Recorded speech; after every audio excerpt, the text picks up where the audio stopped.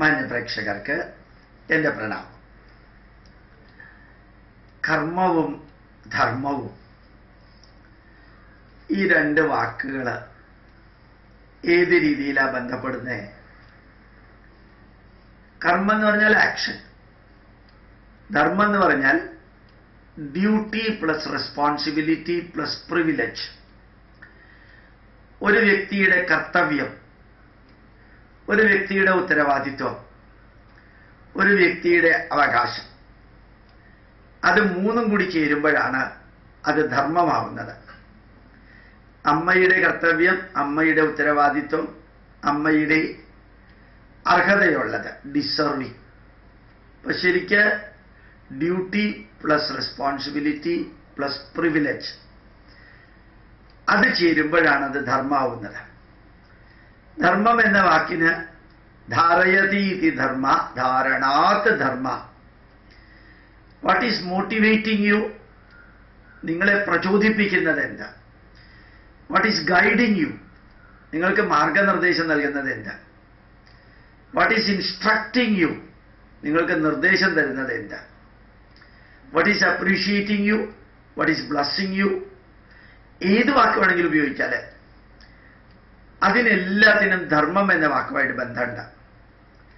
അപ്പൊ ധർമ്മം, മാതൃധർമ്മം, പിതൃധർമ്മം, പുത്രധർമ്മം, പുത്രീധർമ്മം, ഭാര്യാധർമ്മം, ഭർത്തൃധർമ്മം, പൗരധർമ്മം, രാജധർമ്മം, അമാത്യധർമ്മം, എല്ലാവർക്കും ധർമ്മമുണ്ട്.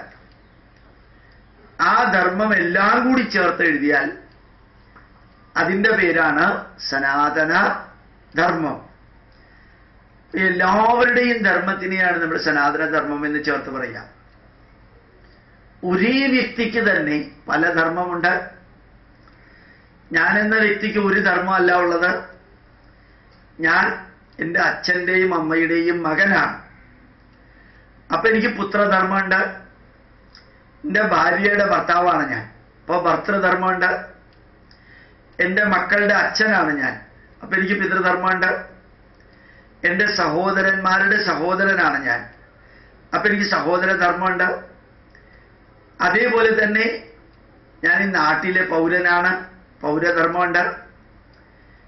ഞാനൊരു സയന്റിസ്റ്റ് ആയിരുന്നു, അപ്പൊ എനിക്ക് ഔദ്യോഗിക ധർമ്മമുണ്ട്. ഈ രാഷ്ട്രത്തോടുള്ള ധർമ്മം, എനിക്ക് രാഷ്ട്രധർമ്മമുണ്ട്. അപ്പോൾ ഒരേ വ്യക്തിക്ക് തന്നെ ധാരാളം ധർമ്മങ്ങളുണ്ട്. അങ്ങനെയുള്ള ധർമ്മം അനുസരിച്ച് ജീവിച്ച ഒരു രാജ്യമായതുകൊണ്ടാണ് ഭാരതത്തിനെ ധർമ്മരാജ്യം എന്ന് പറയുന്നത്.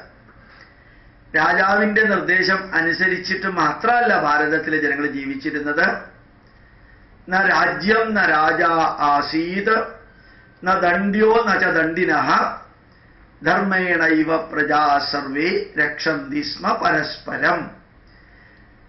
ധർമ്മത്തിലൂടെ ഈ രാജ്യത്തിലെ ജനങ്ങൾ ജീവിച്ചിരുന്നു. അതുകൊണ്ട് എന്തായിരുന്നു പ്രത്യേകത? രാജ്യത്തിന് അതിർത്തികൾ ഉണ്ടായിരുന്നില്ല. ന രാജ്യം, രാജ്യത്തിന് അതിർത്തികളില്ല. ന രാജാ ആസീത്, ഭയപ്പെടാൻ പാകത്തിന് ഒരു രാജാവിന്റെ ആവശ്യവും ഉണ്ടായിരുന്നില്ല. ഭരണകാര്യങ്ങൾക്ക് ഒരു രാജാവ് ഉണ്ടായിരുന്നു. ന രാജ്യം ന രാജാ ആസീത് ന ദണ്ഡ്യോ ന ച ദണ്ഡിനഃ, ശിക്ഷ കൊടുക്കേണ്ടവരും ഇല്ല, ശിക്ഷിക്കപ്പെടേണ്ട ക്രിമിനലുകളും ഇല്ലാത്തൊരവസ്ഥ. ധർമ്മേണ ഏവ സർവേ പ്രജാഃ, എല്ലാ പ്രജകളും ധർമ്മത്തിന്റെ അടിസ്ഥാനത്തിൽ രക്ഷന്തി സ്മ പരസ്പരം, പരസ്പരം രക്ഷിച്ചു പോന്നു. പരസ്പരം പ്രൊട്ടക്ട് ചെയ്യുന്ന, ഷെയറിങ്, കെയറിങ് ആൻഡ് ക്യൂറിങ്, അതാണ് ധർമ്മത്തിന്റെ പ്രത്യേകത. മാത്രമല്ല, ഒരു രാജാവ് ധർമ്മനീതിയോടുകൂടി ഭരിക്കുന്നു എന്നുള്ളതിന് തെളിവെന്താ? നമ്മുടെ ധർമ്മശാസ്ത്രം പറയുന്നു, സ്ത്രീയശ്ച അപുരുഷാമാർഗം സർവാഭരണഭൂഷിത നിർഭയ പ്രതിപദ്യന്തേ തഥാ രക്ഷതി ഭൂമിപ. ഭൂമിപ എന്ന് പറഞ്ഞ രാജാവ് തഥാ അപ്രകാരം രക്ഷിക്കുന്നു ജനങ്ങളെ. എപ്രകാരം?